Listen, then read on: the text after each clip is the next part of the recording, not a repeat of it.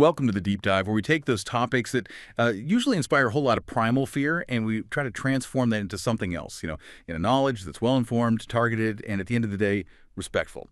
Today, we are staring right at one of the internet's most persistent and, I have to say, shocking viral legends, the giant huntsman spider. You sent us a serious stack of articles, forum discussions, all trying to figure out what's real, what's a Photoshop nightmare, and what you should actually do if you see something that big. So our mission today is pretty simple. Get to the bottom of the truth about this massive arachnid and hopefully move from shock to respect. And the hook is immediate. It's chilling. If you've been online in the last few years, you've definitely seen her. Charlotte the Giant. We're talking about these photos of a spider that the sources say is basically the size of a dinner plate. They resurfaced recently, and they terrified the internet all over again. And that terror, that immediate reaction, is exactly why we need to do this. Before we even get into the species, we have to tackle the main question from all the viral stuff. Is Charlotte even real? We have to kind of, pause the panic and check the credibility. Right. And what makes this so powerful is the sheer scale, but also the official confirmation.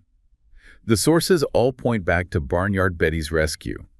It's a farm sanctuary in Queensland, Australia, and that's where Charlotte was found. They're the ones who posted the pictures of her on a broom. And they confirmed, unequivocally, that the photos are absolutely not photoshopped. This is not CGI. It's not some kind of forced perspective. The sanctuary's official statement was pretty blunt. They said she is very real and very large. Wow. And when that confirmation went out, that single post was shared by over 90,000 people. It's hard to overstate the internet's collective gasp. Oh, absolutely. Because your brain just automatically sees a creature that size and thinks, aggressive, toxic monster. Yeah. But the sanctuary's whole story about Charlotte just completely contradicts that instinct, doesn't it? It does. And what's so fascinating is the counter-narrative they were so deliberate about. Despite her appearance, despite the viral fame, they consistently call her a gentle giant. They made a point to say she lived peacefully there, that she was never aggressive to staff or other animals. That feels like such a huge psychological detail for us, for the person trying to learn. You look at that size, and the instinct is pure panic.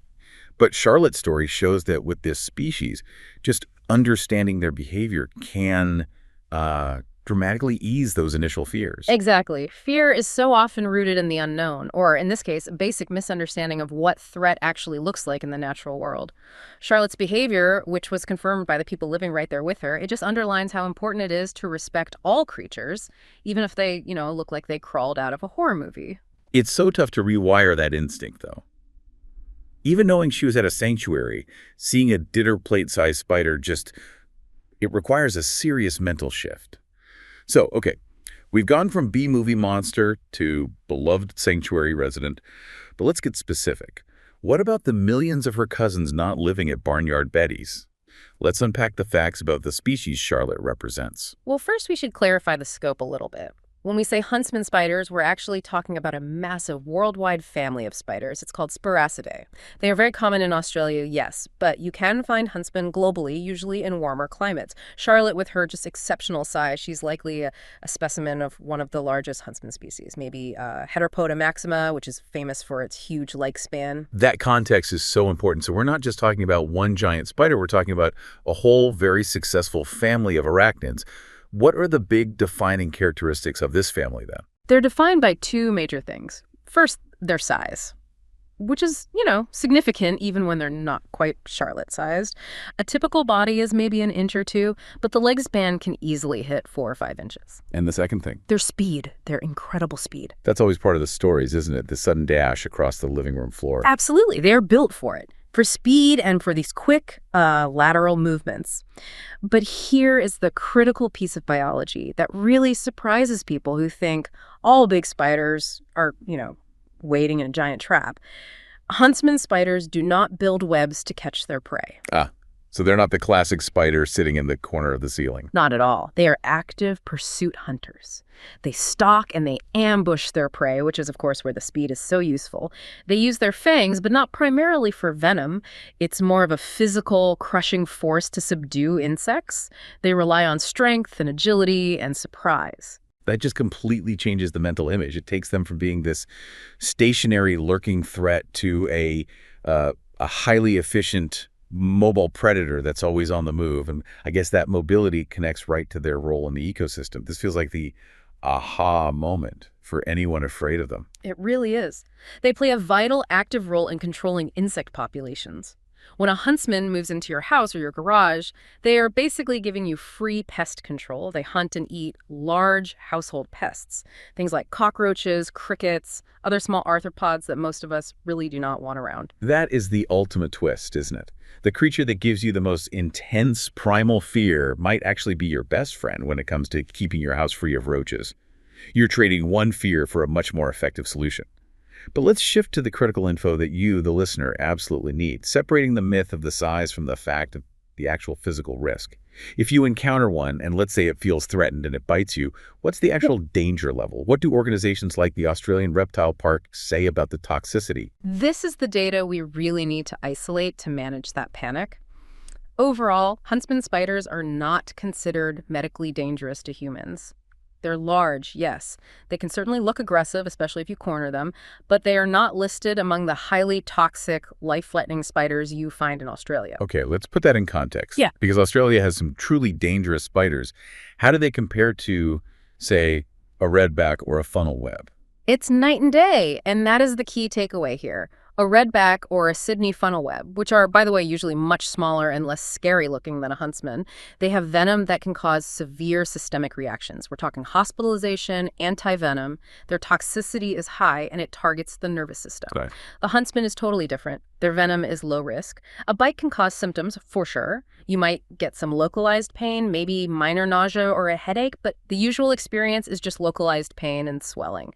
That's it. So like a bee sting or a wasp sting. It's a lot like a severe wasp sting, and the sources all emphasize that serious systemic complications are exceptionally rare. That difference between the perceived threat and the actual threat is a huge takeaway. The physical risk is minimal, but the perception of danger is sky high because of how they look.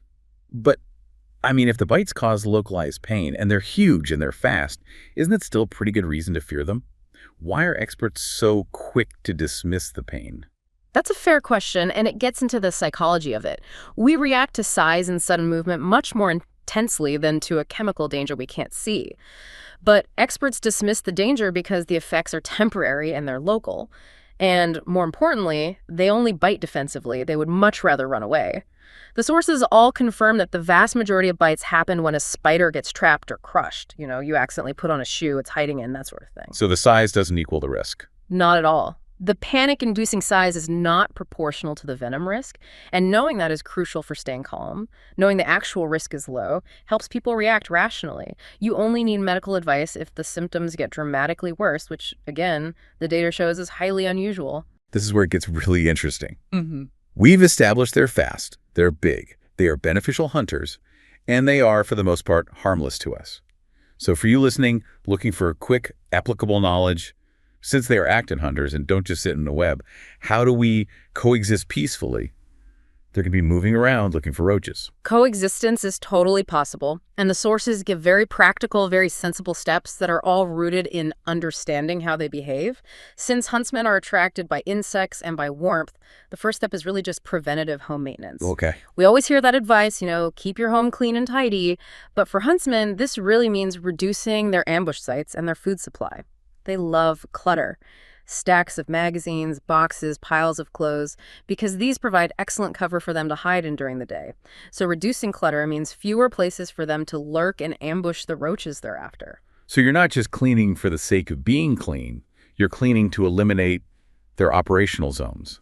Yeah. You're reducing the battlefield. Precisely.